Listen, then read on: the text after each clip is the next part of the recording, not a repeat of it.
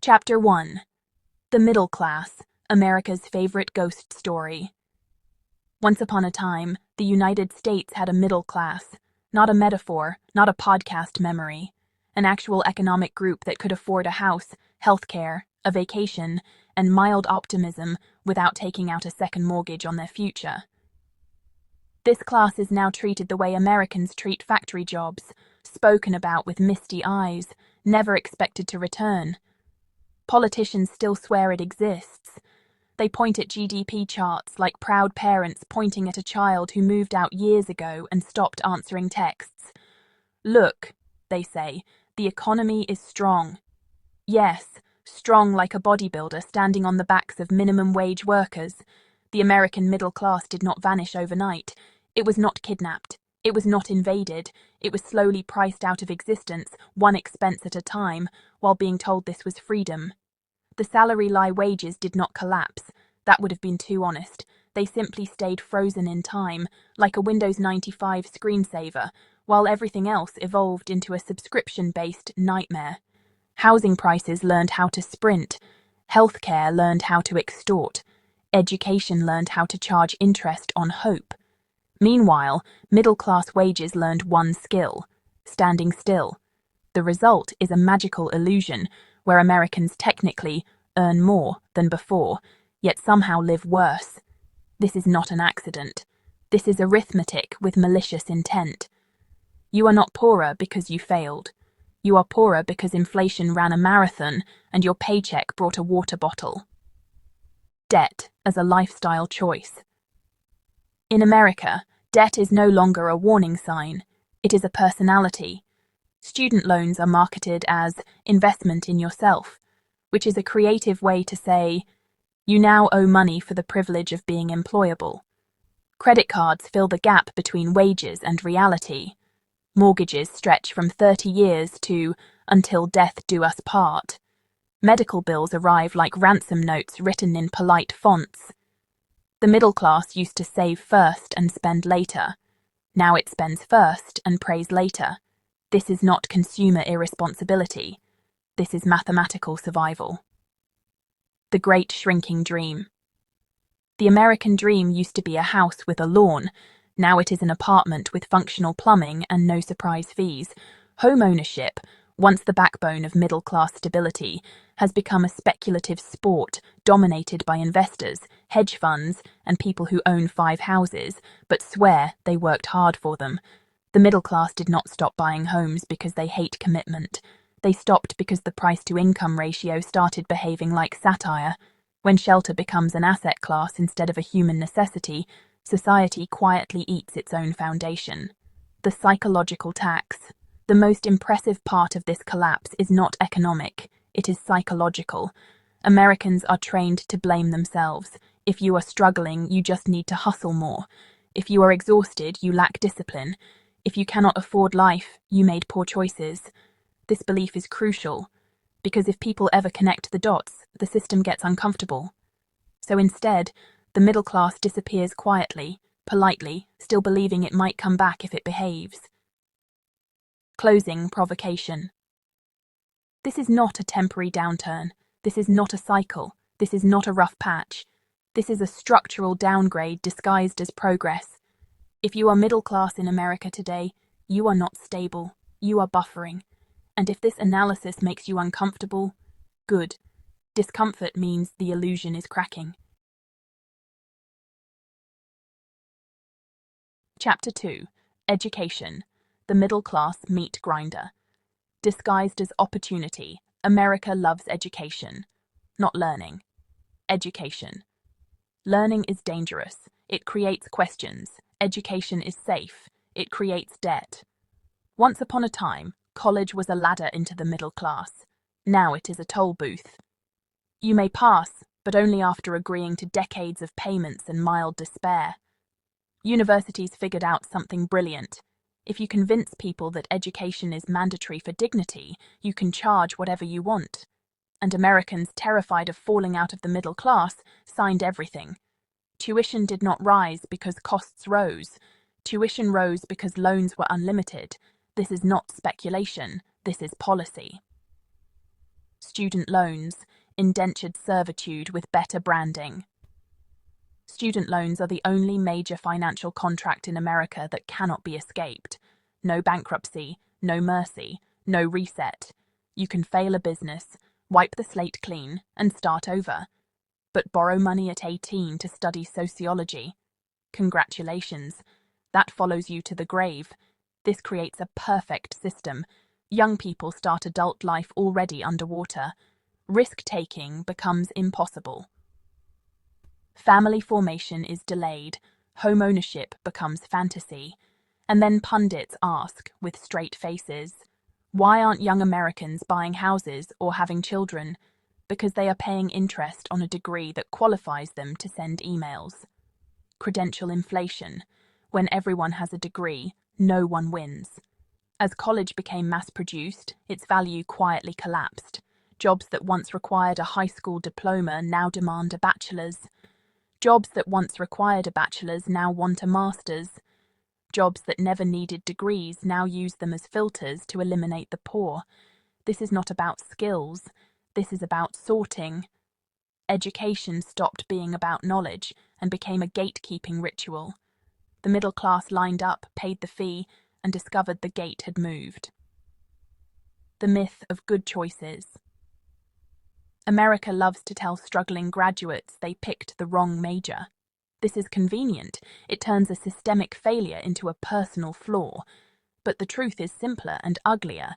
The economy does not create enough middle-class jobs to absorb educated people, so the system does what systems always do when supply exceeds dignity. It lowers outcomes and blames individuals. You did everything right. You studied. You worked. You borrowed. And the reward was underemployment with a monthly bill. Education as delay mechanism. College also serves another purpose. It delays adulthood. If young people stayed home and confronted the labor market at 18, the illusion would collapse immediately. Instead, they are parked in institutions, accumulating debt, while the economy quietly fails to provide landing spots. By the time reality hits, they are already invested. Sunk cost does the rest. Closing provocation. Education did not save the American middle class. It monetized its anxiety. The promise was upward mobility. The product was permanent obligation. And the cruelest part, people still believe the lie because the alternative is admitting the ladder was pulled up. If this chapter made you uncomfortable, good. That means the story is still working. Subscribe and hit like if you want Chapter 3. Algorithms do not respect silence. Chapter 3. Housing. How shelter became a luxury collectible. The American middle class did not stop buying homes because it prefers flexibility. That story was invented by people who already own 3. Housing used to be boring, that was the point. A stable place to live anchored families, careers, and communities. It was shelter first, investment second. Then Wall Street showed up and asked a dangerous question. What if houses made money faster than people? From home to asset class. Once housing was financialized, everything broke on schedule. Private equity firms began buying single-family homes in bulk. Institutional investors outbid normal families with cash. Rent became the new mortgage, except without ownership, stability, or dignity. The middle class was told this was market efficiency. Translation: you are competing with algorithms for a roof, and algorithms do not need bedrooms, they just need yield. The price-to-income joke. In healthy societies, home prices loosely track income. In America, they track speculation, zoning dysfunction, and fear of missing out. Wages inch forward. Housing prices pole vault. The math no longer works, but Americans are trained to treat impossible math as a personal challenge. If you just save more, they say, while rent eats half your income and healthcare eats the rest. This is not discipline failure. This is arithmetic cruelty. Rent, the silent middle-class killer. Rent does not build wealth. Rent builds landlords. As rents rise faster than wages, the middle class is quietly converted into a permanent tenant class. Savings vanish, mobility freezes. One job loss away from collapse becomes the norm. The genius of this system is that it feels temporary. Just for now, people say. 10 years later, they are still saying it.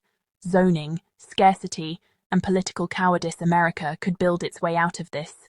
It chooses not to. Local politics protect property values over people. Zoning laws turn cities into gated clubs disguised as neighborhoods. New housing is blocked in the name of character, which is a polite word for exclusion. Homeowners vote, renters move, politicians do the math. The psychological trap. The middle class internalizes this failure. If only I bought earlier. If only I moved somewhere cheaper. If only I worked harder. Notice how the blame never points upward. The system does not want anger. It wants resignation. Closing provocation. Housing did not get expensive by accident. It got expensive because someone needed it to. When shelter becomes speculative, stability dies quietly. And a middle class without stability is just a workforce on pause. Chapter 4. Healthcare. The quiet executioner. With a clipboard. In most developed countries, healthcare is a service. In America, it is a financial ambush. The American middle class does not fear illness because of pain. It fears illness because of invoices. You can do everything right. Work full-time, have insurance, follow the rules. And one diagnosis later, you are negotiating with strangers about the price of staying alive. This is not a system malfunction. This is the system. Insurance. Protection. That doesn't protect Americans are told they are lucky to have choice in healthcare. What they actually have is paperwork. Insurance does not exist to provide care. It exists to deny it efficiently. Deductibles rise, coverage shrinks, networks disappear the moment you need them. People pay monthly premiums just to unlock the privilege of paying more later. Calling this coverage is linguistic fraud. For the middle class, insurance is no longer peace of mind. It is a reminder that survival is conditional. Medical debt, the great equalizer. Medical debt does not care how responsible you were. Cancer does not check your credit score. Accidents do not ask if you saved enough. One bad health event can erase decades of careful middle-class behavior. And unlike other debts, medical bills arrive wrapped in moral pressure. You should pay. For what? For not dying fast enough. This is why Americans stay in bad jobs. This is why they fear change. This is why entrepreneurship is romanticized but rarely attempted. Healthcare chains people to employment like a velvet leash. Sick, but still working. The American middle class works while sick, not out of dedication, out of fear. No paid leave, no backup savings, no margin. People ration insulin, delay surgeries, ignore symptoms. They learn to live smaller lives to avoid triggering the system. This is not resilience. This is managed desperation. Mental health, the invisible bill: stress, burnout, anxiety. These are not cultural quirks. They are logical outcomes. When every part of life carries financial risk, the nervous system never turns off. Therapy exists, of course. It is just expensive, limited, and usually not covered. So people self-manage, with alcohol, with screens, with denial. The middle class is not mentally weaker than before. It is simply under permanent threat. Closing provocation. Healthcare did not bankrupt the American middle class overnight. It bled it slowly, invoice by invoice.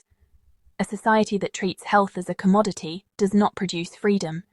It produces compliant workers afraid to stop, and fear is excellent for productivity. Chapter 5. Work without security, the middle class as a disposable interface.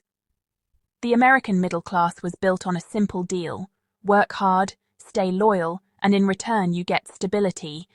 That deal is now remembered the way people remember pensions, vaguely, with suspicion, like a myth told by older relatives who bought houses for the price of a used car. Work still exists, security does not.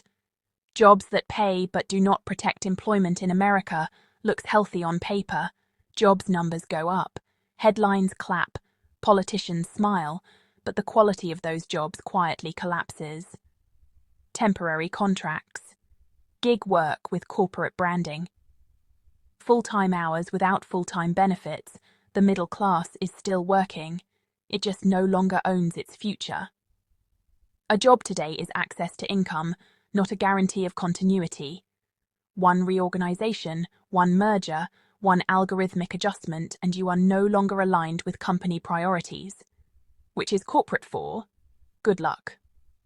Loyalty is now a personal flaw. Older generations were rewarded for staying. You learned the system, climbed slowly, retired intact.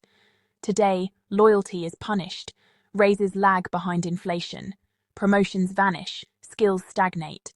So workers job hop, not because they are disloyal, but because staying still is financial suicide. And then they are blamed for lacking commitment. The system demands flexibility from workers and obedience from wages. Automation, outsourcing, and the shrinking middle technology was supposed to liberate labor. Instead, it optimized it away. Middle-skill jobs are hollowed out. High-skill roles concentrate at the top. Low-skill work expands at the bottom. The middle class gets squeezed into a narrow corridor where expectations rise and compensation does not. This is not innovation failure. This is distribution choice. The vanishing safety net. When things go wrong, the middle class falls fast. Unemployment benefits are thin. Savings are already depleted. Healthcare is tied to employment you just lost. There is no soft landing. There is only acceleration downward. This is why Americans are afraid to protest, afraid to strike, afraid to stop. Precarity is a feature, not a bug. The final illusion. The most dangerous lie is that this is temporary, that the middle class just needs to adapt, reskill again, move again, sacrifice again. But you cannot adapt your way out of a system designed to extract stability. The American middle class is not disappearing because people forgot how to work. It is disappearing because work no longer buys what it used to. Final provocation. This is not about nostalgia. It is about arithmetic, power, and denial. A society without a middle class does not become efficient. It becomes brittle, and brittle systems do not break gently.